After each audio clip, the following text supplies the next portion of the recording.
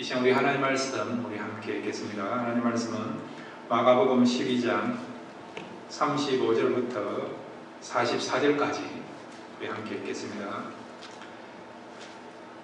예수께서 성전에서 가르치실새 대답하여 이르시되 어찌하여 서기관들이 그리스도를 다윗의 자손이라 하느냐. 다윗이 성령에 감동되어 친히 말하되 주께서 내 주께 이르시되 내가 내 원수를 내 발 아래에 둘 때까지 내 우편에 앉아서라 하셨도다 하였느니라. 다윗이 그리스도를 주라 하였은즉 어찌 그의 자손이 되겠느냐 하시니 많은 사람들이 즐겁게 됐더라. 예수께서 가르치실 때에 이르시되 긴 옷을 입고 다니는 것과 시장에서 문화 받는 것과 회당의 높은 자리와 잔치의 윗자리를 원하는 서기관들을 삼가라.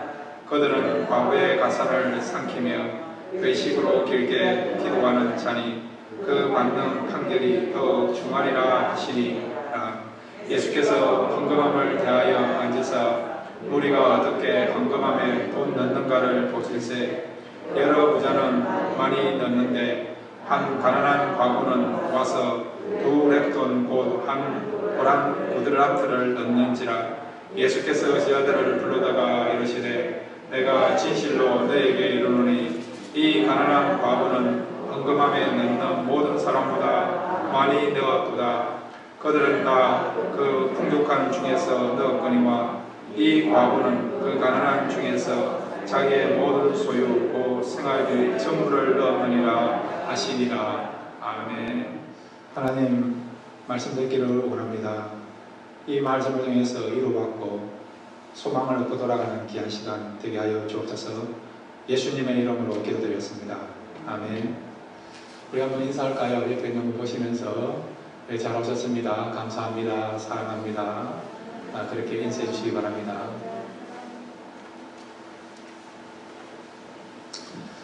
오늘 말씀을 통해서 우리 성도님들의 믿음의 지경들이 넓어지는 귀한 시간 되시길 바랍니다. 지금까지 우리 예수님이요 바리새인과 헤롯 당과 사두개인 또 서기관들에게 질문만 받았어요. 날카로운 질문만 받았습니다. 그런데 오늘은 예수님이 오히려 질문하시는 그런 내용이에요. 지금까지 예수님이 어떤 질문을 받았습니까? 세금을 내어야 되느냐 안 내어야 되느냐, 세금에 대해서 질문을 받았고, 그 다음에 부활에 대해서 또 질문을 받았고, 지난 시간에는 가장 큰 계명이 무엇입니까? 라고 이런 질문을 받았어요. 그럴 때마다 예수님은 아주 날카롭게 정곡을 지르면서 답을 해 주셨습니다. 오늘은 예수님이 반대로 사람들에게 질문을 합니다. 어떤 질문을 합니까? 자, 여러분 35절 말씀 우리 같이 한번 읽을까요? 마가복음 12장 35절입니다. 함께 읽겠습니다. 시작. 예수께서 성전에서 가르치실새 대답하여 이르시되 어찌하여 서기관들이 그리스도를 다윗의 자손이냐 하느냐. 아멘. 서기관들이 그리스도를 뭐라고 이야기하냐니까 다윗의 자손이라고 한다는 거예요. 이렇게 가르친다는 겁니다. 그리스도가 누굽니까? 메시아잖아요. 메시아를 가리켜서 다윗의 자손이라고 그렇게 말하고 가르친다는 거죠.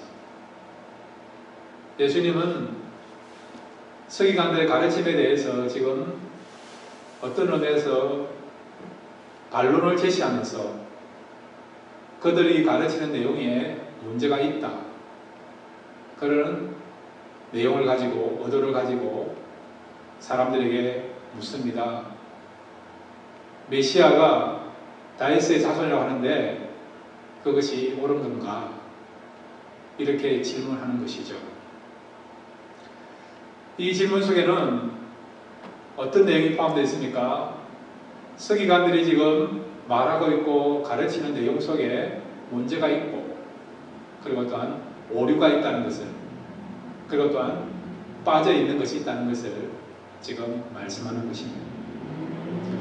자, 그러면서 예수님께서 다윗의 예를 들면서 서기관들이 지금 말하고 있고 또 주장하는 것이 문제가 있다는 것을 성경을 통해서 언급하고 계십니다. 자, 36절 말씀을 우리 같이 읽겠습니다. 36절, 37절 두 절을 같이 읽겠습니다. 시작. 다윗이 성령에 감동되어 친히 말하되 주께서 내 주께 이르시되 내가 내 원수를 내 발 아래에 둘 때까지 내 우편에 앉으리라 하셨도다 하였느니라. 다윗이 그리스도를 주라 하였은즉 어찌 그의 자손이 되겠느냐 하시니 많은 사람들이 즐겁게 듣더라. 아멘. 예수님의 말씀에 은혜를 받고 감동이 되어서 반응이 어떻게 됐다고요? 즐겁게 들었다는 거죠. 요즘 말로 은혜를 받았다. 아멘 했다. 또 예수님의 말씀을 받아들이고 인정했다. 그런 말이에요. 바로 즐겁게 들었다. 이런 표현인 것입니다. 자, 여러분 시편에 보시면 시편 110편 1절에 보면 다윗이 성령에 감동되어서 고백한 내용이 있어요. 거기 보시면 주께서 내 주께 이르시되 내가 내 원수를 내 발 아래에 둘 때까지 내 우편에 앉으시라 하셨도다. 여기 나와 있는 주께서 첫 번째 주는 누구냐? 하나님을 가리키는 거예요. 성부 하나님을 가리킵니다. 중간에 있는 내는 누구냐? 다윗을 가리켜요. 그러면 주께 이르시되 두 번째 나와 있는 주는 누구냐? 성자 예수님을 가리키는 거죠. 다윗이 지금 뭐라고 이야기합니까? 예수 그리스도를, 메시아를 내 주라고 표현하고 있다는 거예요. 물론 이 예수 그리스도가 이 땅에 육신의 몸을 입고 메시아로 오실 것입니다. 또한 혈통적으로는 다윗의 후손으로서 오실 것입니다. 그렇지만은 그분은 누구라고요? 혈통적으로는 다윗의 후손으로 오시지만은 그분은 어떤 분입니까? 바로 하나님이고 하나님의 아들 되신 분이라는 것입니다. 다윗이 지금 자기의 생각으로 이런 고백을 하는 것이 아니라 성령의 감동이 되어서 하나님이 들려주시고 보여주시는 그런 은혜 가운데서 완전히 하나님께 사로잡힌 가운데서 이 진리의 말씀을 전하고 있고 일어나고 있는 것이죠. 메시아가 어떤 분이라고요? 하나님이시고 하나님의 아들 되신다는 것입니다. 그분이 우리를 구원하기 위하여 인간의 몸을 입고 이 땅에 오시는데 누구의 후손으로 온다고요? 다윗의 후손으로 온다는 거죠. 그러니까 서기관들이 메시아가 다윗의 후손으로 온다, 어떤 의미에서는 틀린 것은 아니에요. 근데 그것이 전부가 아니라는 거죠. 그분이 인간의 몸을 입고 이 땅에 오시지만은 다윗이 고백하는 것처럼 그분을 주라고 표현한 것처럼 그분은 누구냐? 바로 하나님이시고 하나님의 아들 되신 분이라는 것. 이것이 진정한 진리이고 참된 내용인데 서기관들은 이 내용들을 빠뜨렸고요. 믿지 않겠다는 것이죠. 그러면 그들은 왜 이 중요한 이 말씀을 빠뜨리고 믿지 않았는가? 그것은 그들이 갖고 있는 관점이 다르기 때문에 그렇다는 것입니다. 자, 오늘 여러분 주님의 관점을 가지고 우리가 말씀을 보기를 원하고 주님의 관점을 가지고요 우리가 성경을 보면서 새롭게 우리가 신앙생활을 할 수 있는 또 우리 영안이 열려지고 믿음이 성장할 수 있는 귀한 시간이 되기를 바랍니다. 세상 사람들은요 나름대로 보는 관점이 있어요. 어떤 사람들은요 보이는 세계만 인정합니다. 그 사람들을 가리켜서 우리는 유물론자라 합니다. 어떤 사람들은요 보이는 세계를 인정하지 않고 보이지 않는 영의 세계만 인정하는 사람이 있어요. 그런 사람들을 우리가 뭐라고 이야기하느냐? 신비주의라고 이야기합니다. 어떤 사람들은요, 보이는 세계도 인정하고 보이지 않는 영의 세계도 인정합니다. 그런데 이 사람은요, 그 둘 중에 보이는 세계를 우선순위합니다. 그런 사람들을 가리켜서 과학적인 실용주의라고 이야기하는 것입니다. 반면에 어떤 사람은요, 보이는 세계도 인정하고 보이지 않는 영의 세계도 인정하는데, 그런데 중심은 어디에 있느냐? 바로 보이지 않는 영의 세계의 우선순위를 가지고 거기에 초점 맞추는 사람들이 있습니다. 그 사람들을 가리켜서 우리가 신앙인이라고 부르는 것입니다. 오늘 여러분이 갖고 있는 관점은 어떤 것입니까? 보이는 세계입니까? 보이지 않는 세계입니까?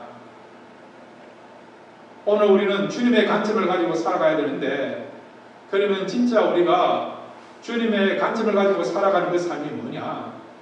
우리가 세 가지를 한번 생각하겠습니다. 첫째, 한번 우리 같이 따라할까요? 믿음의 눈을 가지고 말씀을 보자.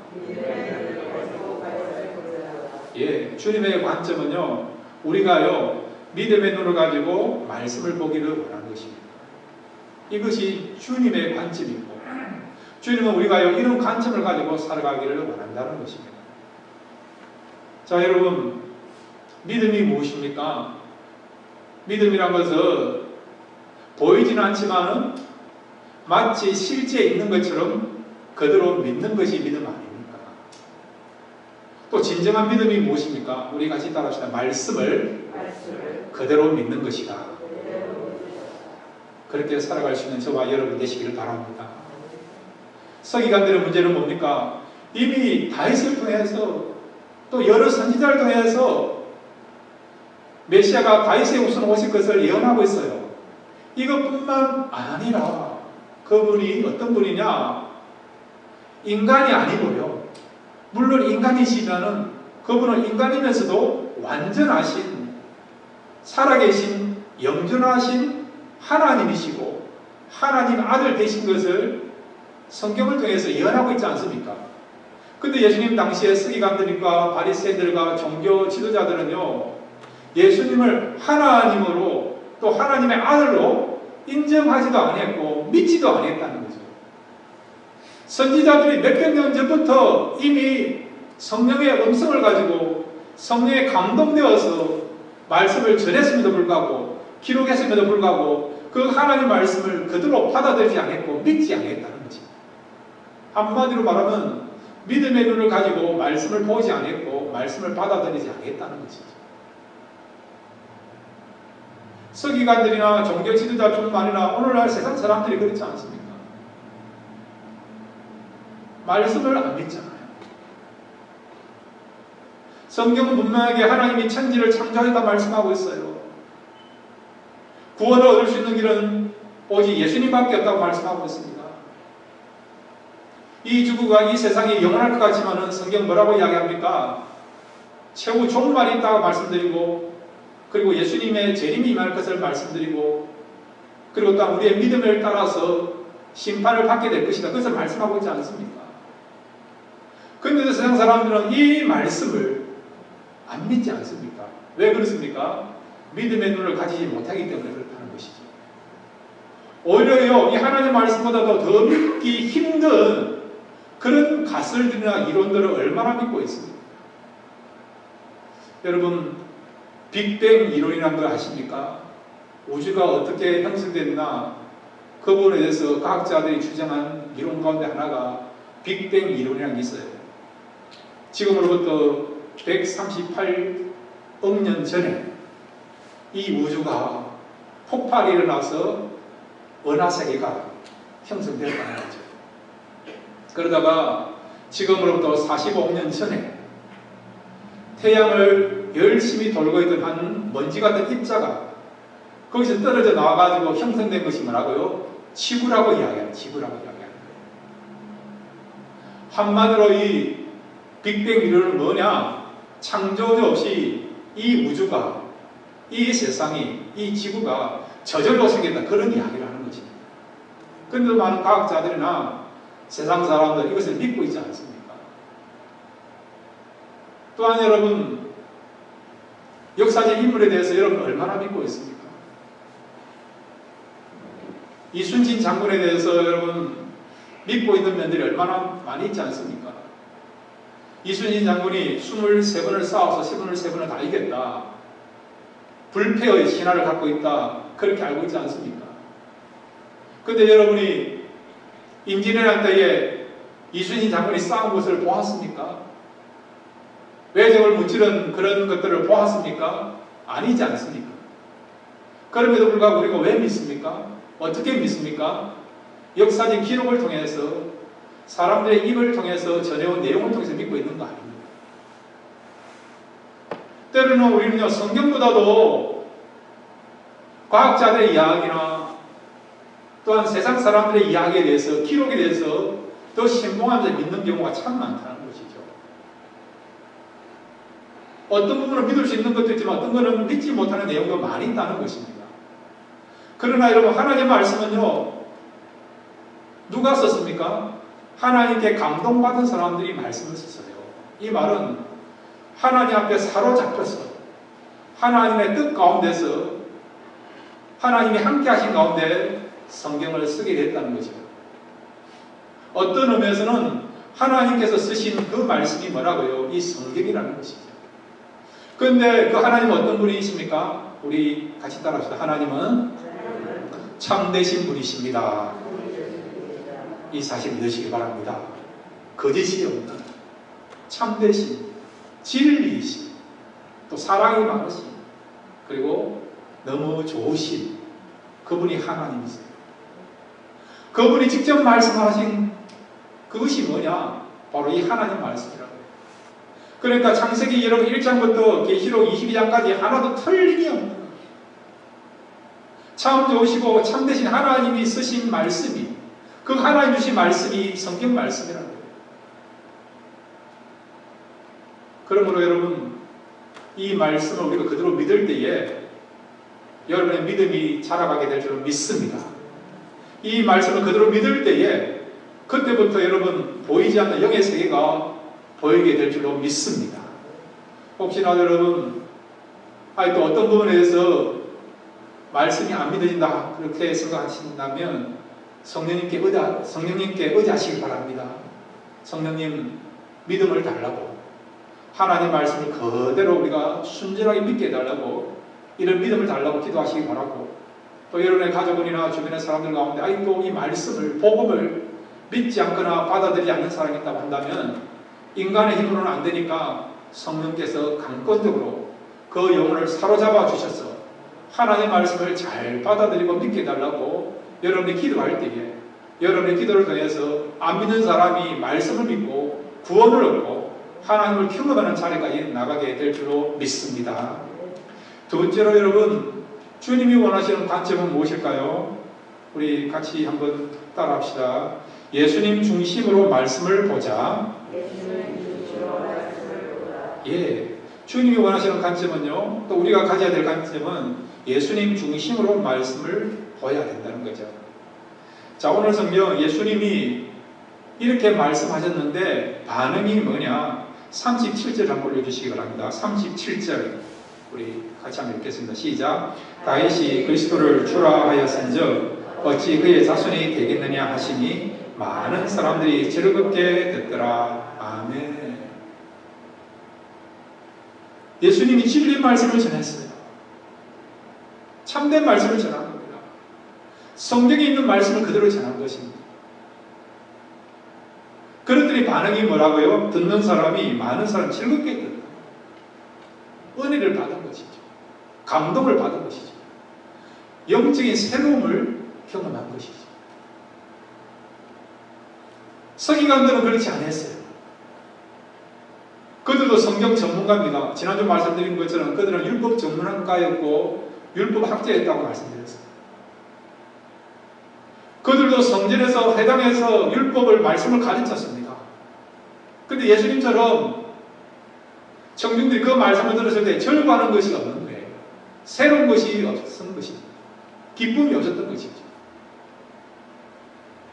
그들은 어떻게 전했길래 예수님하고는 다르게 이렇게 사람들로 하여금 졸리게 하고 재미없게 하고 기쁨을 주지 못했느냐? 그들은요, 전통과 간섭에 의해서 말씀을 전한 거예요. 계속 반복하는 그런 말씀을 전한 것입니다. 어떤 경우는 정죄하는 그런 어떤 마음을 가지고 말씀을 전한 거죠. 율법을 전한 것이죠. 거기는 새로움도 없어요. 생명력도 없어요. 기쁨도 없어요. 근데 예수님은 어떤 말씀을 전했습니까? 예수님은요, 말씀 있는 대로 전했고, 그들하고는 다르게 새로운 말씀을 전했고, 그리고 본질적인 그런 어떤 내용을 가지고 말씀을 전한 것입니다. 전혀 차원이 다른 것이죠. 자, 그러면 우리 신앙생활도 마찬가지예요. 저와 여러분이 말씀을 듣고 또 설교를 듣고 성경 공부를 하고 신앙생활 할 때에 우리 역시도 여러분 얼마든지 즐거운 가운데 말씀을 듣고 성경 공부를 할 수 있고 신앙생활 할 수 있습니다. 어떻게 하면 우리 역시도 신앙생활 할 때 이런 즐거움을 가지면서 살아갈 수 있는가? 그것은 주님이 하셨던 그 방법대로 하면 얼마든지 설교가 질리지도 않고 졸리지도 않고 말씀을 읽어도 여러분 따분하지 않고 권태감도 없고 늘 새롭고 기쁘고 행복하면서 즐거운 말씀을 들을 수 있고 말씀을 볼 수 있고 그렇게 신앙생활 할 수 있습니다. 어떻게 하면 될까요? 주님은요, 말씀을 전할 때 제일 중요시 여긴 것은 뭐냐? 구속사입니다. 구속사. 구원의 진리를 전하는 것이죠. 주님이 말씀하신 그 내용을 우리가 살펴보면요, 핵심되는 그 내용이 뭐냐? 바로 구원에 관한 것입니다. 주님이 세상에 왜 오셨습니까? 우리가 죄 가운데 빠져 있으니까, 우리 스스로 죄의 문제를 해결할 수 없으니까 죄로부터 우리를 구원하기 위하여, 죽음으로부터 우리를 구원하기 위하여, 마귀로부터 우리를 구원하기 위하여서 주님이 오신 거 아닙니까? 그러니까 여러분, 주님이 그렇게 말씀을 전하심으로 말미암아 우리에게 구원의 역사가 나타난 것처럼 우리가 날마다 이 구원에 대한 진리를 깨닫고 그 은혜를 체험하게 되면 우리도 어떻게 된다고요? 즐거운 그런 신앙생활을 할 수 있다는 것을 우리가 발견할 수 있습니다. 여러분, 날마다 구원의 은혜를 사모하시길 바랍니다. 구원의 진리를 날마다 사모하시길 바랍니다. 그러면 얼마든지 이 구원의 진리, 구원의 은혜만 생각해도 기쁘고 행복하고 즐거운 그런 은혜가 넘치게 될 줄로 믿습니다. 그 다음에 여러분, 주님이 말씀 전하실 때에 강조한 게 있어요. 그게 뭐냐? 하나님 나라입니다. 하나님 나라. 비유를 할 때도 그럴까요? 말씀을 전할 때도 꼭 빠지지 않고 전했던 말씀이 뭡니까? 하나님 나라 아닙니까? 하나님 나라를 설명하고 보여준 거예요. 왜 설명하고 보여줍니까? 우리가 진짜 들어가서 본격적으로 생활할 그 삶이 뭐냐? 하나님 나라이기 때문에. 천국이기 때문에. 그리고 여러분, 하나님 나라를 우리가 바라보고 하나님 나라를 소망할 때에 우리에게 진정한 기쁨과 위로와 평안이 있기 때문에. 그래서 주님은 늘 하나님 나라에 대해서 말씀하시고 그 말씀을 전하신 것입니다. 지금도 마찬가지입니다. 현실적으로 우리가 얼마나 어렵습니까? 또 불안한 내용들이 얼마나 많습니까? 물론 백신이 나온다고 그렇지만 여러분, 백신이 나오면 다 해결될 것 같습니까? 해결될 수도 있고 아니면 또 다른 문제가 생길 수 있어요.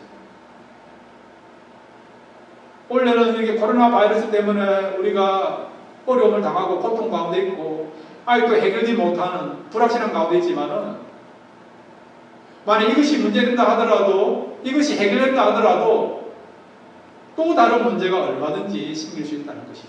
그러면 우리는 또 불안한 거예요. 염려하는 것이죠. 이 문제라는 것은 파도 같아요. 큰 파도가 왔지만은 그걸로서 파도가 안 오는 것이 아니라 또 다른 파도가 불어닥치지 않습니까? 밀려오지 않습니까? 우리 인생사가 그렇다는 것이죠. 하나의 파도가 이렇게 밀려오면 그걸로 끝나는 게 아니라 또 다른 파도가 계속해서 밀려오는 것이 우리 인생사 아닙니까? 어떤 분은 인생사를 장애물 넘기라 하더라고요. 하나의 허들을 넘으면 그걸로 끝나니까 또 다른 장애물이 있지 않습니까? 이와 같이 여러분, 이런 여러 가지 장애물이 있고 어려운 문제가 있을 때 그런 현실이 어려운 가운데서 우리가 어떻게 하면 이 문제를 극복하면서 이 땅에서도 고난 가운데서도 고통 가운데서도 시련 가운데서도 우리가 기쁨과 평안을 유지할 수 있느냐, 그것은 하늘에 대한 하나님 나라에 대한 소망을 가질 때에 저와 여러분은 얼마든지 즐거워하면서 위로받는 신앙생활 할 수 있습니다. 여러분, 하나님 나라에 대한 소망을 가지고 살아갈 수 있는 저와 여러분 되시기를 바랍니다. 그 다음에 여러분, 예수님이 또 강조하시면서 말씀 전하신 내용이 있죠. 그게 뭡니까? 생명의 가람입니다. 생명의 가람. 진정한 생명이 뭐냐? 어떻게 하면 이 생명을 얻을 수 있느냐? 주님 말씀하셨잖아요. 인자가 그것은 생명을 얻게 하고 그 생명을 풍성하게 하게 하여서 오셨다. 주님은 생명을 얼마나 강조했습니까? 이 생명은 여러분 그냥 우리가 70년, 80년, 100년 사는 그런 생명이 아니고요. 영원한 영생뿐만 아니라 이 땅에서 본질적인 진짜 살아있는 기쁨을 말하는 것이 생명이에요. 이 생명에 속한 것이 뭐가 있습니까? 참 기쁨, 참 평안, 참 위로, 참 자유, 참 행복, 이런 것들이 다 생명에 속해 있는 거 아닙니까? 돈이 있어도요, 잠깐 행복해요. 지나고 나면 불안하지 않습니까? 어떤 사람 박사학위를 받았어요. 사람들이 부러워합니다. 야, 어떻게 그렇게 힘든 박사학위를 받았습니까? 지나고 나니까 그것도 아무것도 아닌 거예요. 어떤 분하고 이야기 들었습니다. 한국에서 45억 하는 아파트에 살고 있어서 남들이 다 부러워했다는 거죠. 근데 일주일 지나고 나니까 아무것도 아니다. 그렇게 이야기하더라고요. 아무것도 아니다. 세상적인 것은 잠깐 있다가 즐거움을 주면 지나고 나면 또 실증나지 않습니까? 허무감을 느끼지 않습니까? 이런 허무감, 권태감을 느끼는 그런 것이 아니라 주님 안에는 진짜 생명이 있다는 거죠. 이런 자유와 평강과 기쁨과 위로와 사랑이 있다는 것이죠. 여러분, 이런 생명을 우리가 바라보고 추구하며 살아가면요, 그 사람은요, 주님 중심으로 살아가는 삶이 되고 또 주님이 기뻐하시는 삶을 살아갈 수 있는 저와 여러분이 될 수 있습니다. 어떻게 하면 우리가 생명을 얻고 생명을 풍성케 할 수 있습니까? 나보다 말씀을 가까이 하십시오. 그리고 기도하십시오. 이 말씀과 기도를 통해서 주님이 우리에게 주시고자 하는 그 생명을 얻고 생명이 풍성해지는 삶을 살아가는 저와 여러분이 될 줄로 믿습니다. 그 다음에 여러분, 세 번째 우리가 붙잡아야 될 주님의 관점이 있습니다. 우리 같이 따릅시다. 마음을 드리는 것이 중요하다. 예, 그렇습니다. 주님은요, 우리가 어떤 마음을 갖고 있느냐, 우리가 진심된 마음을 가지고 진정된 마음을 가지고 하나님께 드리느냐, 하나님의 일을 하느냐, 하나님을 사랑하느냐, 이걸 본다는 거예요. 주님이 그렇게 하신 것처럼 저와 여러분도 마음을 다해서 하나님을 사랑하고 또 하나님을 섬기고 내게 주신 사명을 감당하고 신앙생활하기를 원한다는 것입니다. 이 마음을 주님이 보신다는 의미는 우리 같이 답시다. 주님은 우리의 사연을 아신다. 네, 그렇습니다. 주님이 우리의 마음을 보신다는 의미는 우리의 사연을 아신다는 것이죠. 내 형편을 아신다는 것입니다. 오늘 성경 여러분, 이 마가복음 12장 41절부터 44절 보면 한 과부가 나와 있습니다. 이 과부가 헌금을 했는데 우리가 보기에는요, 가장 소액의 적은 액수를 가지고 헌금했음에도 불구하고 주님은 뭐라고 평가하시느냐? 자, 여러분, 우리 41절부터 43절까지 우리 같이 한번 읽겠습니다. 41절부터 43절입니다. 함께 읽겠습니다. 시작. 예수께서 헌금함에 대하여 앉으사 우리가 어떻게 헌금함에 돈 넣는가를 보실세. 여러 부자는 많이 넣는데 한 가난한 과부는 와서 2 렙돈 곧 한 보드랑트를 넣는지라. 예수께서 제자들을 불러다가 이르시되 내가 진실로 너에게 이르노니 이 가난한 과부는 헌금함에 넣는 모든 사람보다 많이 넣었도다. 아멘. 이 과부가 헌금함에 넣은 액수가 뭡니까? 2달란트. 그 당시 여러분 이스라엘 사회에서 가장 많이 통용되는 화폐가 데나리온이 데나리온 들어보셨죠? 한 데나리온은 그 당시 노동자가요 하루 버는 그런 임금이 한 데나리온이에요. 우리가 미국 화폐로 계산해 보면 여러분이 하루에 얼마 봅니까? 만약에 100불을 번다 합시다. 100불. 100불에 해당되는 것이 바로 한 데나리온입니다. 그런데 여러분 여기 렙도는 이 데나리온의 100분의 1에 해당되는 금액이에요. 여러분 100분의 1이면 얼마입니까? 1분이지. 두 렙돈을 들였으니까 얼마겠습니까? 2불 정도밖에 안 되는 거죠. 적은 액수예요, 여러분.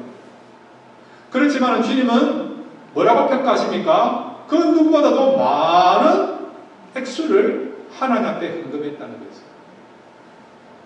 무엇을 보셨습니까? 액수를 본 것이 아니고 이 여인의 그 마음과 정성을 본 것이죠. 44절을 같이 읽겠습니다. 44절입니다. 시작. 그들은 다 그 풍요한 중에서 넣었거니와 이 가부는 가난한 중에서 자기의 모든 소유고 생활비 전부를 넣느니라 하시니라. 아멘. 바리새인들이나 서기관들이나 사두개인이나 그들이 갖고 있는 가운데 일부로 바쳤지만 이 과부는요 자기의 전 재산 생활비 전부를 드린 것이죠. 한마디로 마음을 드린 겁니다. 정성을 드린 거죠. 최선을 다해서 하나님 앞에 드린 것이죠. 그래서 주님은 이 여인의 그 마음과 삶을 보시면서 뭐라고요? 가장 소중하고 귀한 또 큰 헌금을 했다라고 칭찬하는 것이죠. 한마디로는 주님은 그 여인의 형편과 사정을 아시고 이 여인의 사연을 아시는 것입니다. 저와 여러분 마찬가지예요. 주님은 우리의 모든 것을 아시고 우리 각자가 갖고 있는 사연을 아십니다. 아시는 이유는 뭐냐? 위로해 주시려고, 축복해 주시려고, 도와주시려고, 은혜 베풀어 주시려고, 구원해 주시려고 주님은 우리의 모든 것들을 보시면서 또 우리의 사연에 대해서 관심을 갖고 있는 것입니다. 여러분, 올 한 해 정말 힘든 시간들을 보냈습니다. 올 한 해를 돌아볼 때 각자마다 많은 사연들이 있지 않습니까? 기쁜, 즐거운 그런 사연도 있고 슬픔과 눈물 나는 사연도 있고 마음에 그런 외로움과 고통과 탄식과 아픈 사연들이 있지 않습니까? 사람들은 모르지만은 심지어 가족들은 잘 몰라요. 그러나 주님은 여러분의 그 사연들을 아십니다. 아시기에 주님은 여러분을 위로하시고 기쁨을 주시고 평강을 주시고 도와주시고 또 여러분의 눈물을 닦아주시는 역사가 나타나게 될 줄 믿습니다. 우리의 모든 것들을 아시는 주님을 바라보면서 날마다 주님 안에서 위로받으시고 또 용기를 주셔서 끝까지 주님을 사랑하면서 주님 맡기신 그 사명을 잘 감당할 수 있는 저와 여러분 되시기를 주님의 이름으로 축원드립니다. 이제 우리 다 같이 일어나겠습니다. 지금 주님 앞에 여러분의 마음을 드리시기 바랍니다. 오늘 이 과부는 주님 앞에 그 사랑하는 마음들을 드렸습니다. 저와 여러분도 주님을 더욱더 사랑하기 원하고 주님 맡기신 것들을 잘 감당하기 원합니다. 마음을 드리시고 결단하시는 시간이 되시기를 바라고요. 그뿐만 아니라 여러분의 아픔, 여러분의 어려움을 아십니다. 그런 것들 주님 앞에 고백하십시오. 그럴 때 오늘 기도할 때에 주님께서 여러분의 기도를 들어주셔서 여러분 문제를 해결해 주시고 풀어주시는 역사가 나타나게 될 줄 믿습니다. 이 시간 말씀을 생각하시면서 우리 다 같이 주여 한번 부르고요. 함께 기도하겠습니다. 주여 아버지 하나님 감사합니다. 이 시간 말씀을 들었습니다. 우리의 눈을 열어 주인의 것을 보게 하셔서 말씀을 그대로 받아들이고 믿게 하여 주옵소서. 우리의 지식으로 우리의 경험으로 그 세상의 이성을 가지고 바라보는 것이 아니라 일체적인 틀림이 없는 진리이신 관점을 가지고 말씀을 대하게 하옵소서. 그랬을 때에 이제 말씀이 믿어지고 이 말씀을 잡고 살아가는 역사가 일어나게 줄 믿습니다.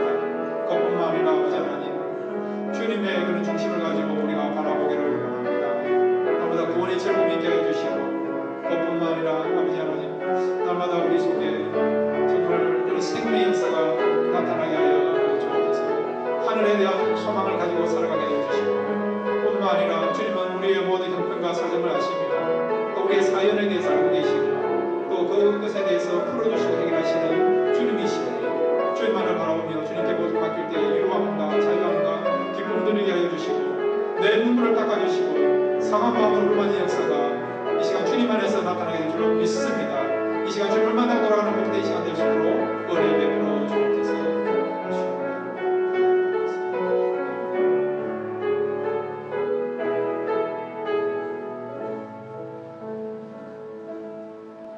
아버지 하나님, 이 시간 주님의 그런 관점을 가지고 말씀을 대하기로 원합니다. 또한 세상을 바라보기로 원합니다. 그것뿐만 아니라 진정한 소망과 위로는 주님밖에 없는 것을 알고 주님 품 안으로 달려나가기로 원합니다. 그랬을 때 진정한 위로와 기쁨들의 역사가 일어나도록 축복하여 주시고 또 우리의 눈물을 닦아주시고 우리를 치료해주시는 놀라운 역사가 나타나도록 축복하여 주옵소서.